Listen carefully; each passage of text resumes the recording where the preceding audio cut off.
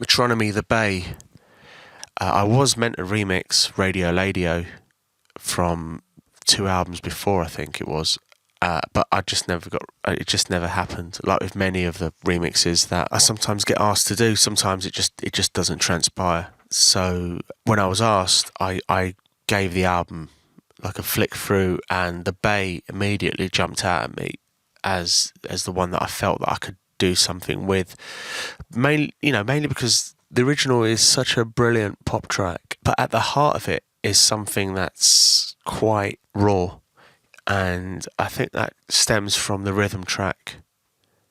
And that was the thing that I wanted to really focus on. So when I got the parts, I instantly just went and worked on the drums and the bass, because I felt that if I could just get those two elements working like a track in itself, then everything else that comes on top of it is just going to be like icing on the cake. So that's what I did basically. I just looked at those. I remember beefing up the kick with I can't remember, I think it might have been a Linn drum machine kick, just to give it a bit more punch, and just worked on that bass sound to make it pop as much as possible, because I've just found it sounding so effortlessly brilliant, and it just makes you dance, I suppose. The other thing that I had in my head was to approach it in a similar way to how somebody like Francois Kevorkian would have approached a 12-inch version back in the 80s, and that would be just to really dub it out and drag it out and make it long. Ideally, I just wanted to make it last as long as possible without anybody getting bored. And I can't remember how long the original is. I think it might be about 8 minutes or something like that. But it has these long, drawn-out sections where it will just be the drums and some percussion or the bass, or just the feeling that it's going off into the distance, and then it comes back at you.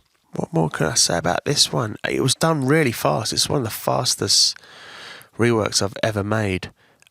But I suppose a lot of that is to do with that I didn't add much to it. Everything was made from the original track's sounds. So I would have been given the stems, so all the kick, snare, all those separate elements. And then it was a case of just chopping it all up and stitching it all back together again, which I really enjoyed doing, and you could probably hear it on this one. It was a real fun track to do. It almost felt like, what little bits can you bring to the fore, or what can you kind of get away with as such. Actually, I do remember one thing that I did do. I ran the entire mix, everything out through a DP4, into a DP4 with a phaser on it, and just fed it back onto itself, so you can kind of hear a really light phase in the track kind of coming in and out. It's really, really subtle, and I don't think many people probably notice it, but it was just something that I kind of had in my head that I thought should be in there. And I tend to find that sometimes you just want to try something a bit weirdly obtuse, that even if it's in there really quietly, if you know it's in there, then you're satisfied to some degree. And most of the time people won't pick up on it or even be aware it's there or anything, but it's there, so it's good for me, I suppose. But I remember when I sent it to Joe from Metronomy, he sent me a text about 15 minutes later, and all it said was, "I love you."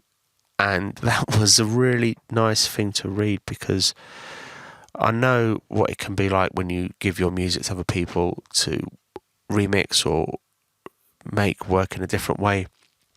And if people can do it and they send you something back that you love, or you like in a different way, then it's such a great feeling. And the other side to that is, obviously, when you get sent something and you absolutely hate it, you have a feeling of complete opposite to that. So the fact that he felt that, and he texted me to say that, was really nice, because I was just really kind of happy that he liked it. And that's one of the main things, really. You want to send something that the artist is going to like, rather than just accept and release because it's a good idea to release it. You know, the fact that he dug it enough, that was a real big thing for me. So thank you, Joe. I'm glad you liked it.